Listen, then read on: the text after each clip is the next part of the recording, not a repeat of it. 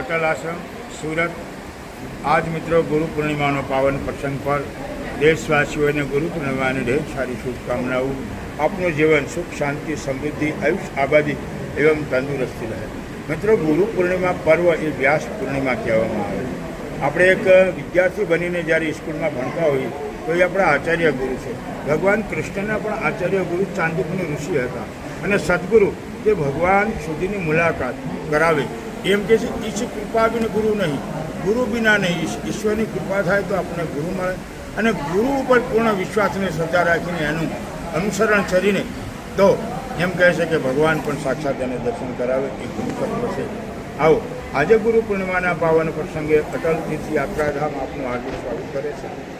આજ ભોજનની વ્યવસ્થા, સત્સંગ, રાતના સંતવાણી કાર્યક્રમ તેમજ સભી અટલ આશ્રમથી જોડાયેલા દરેક ભાઈ ભક્તોને ગુરુ પૂર્ણિમાની શુભકામનાઓ।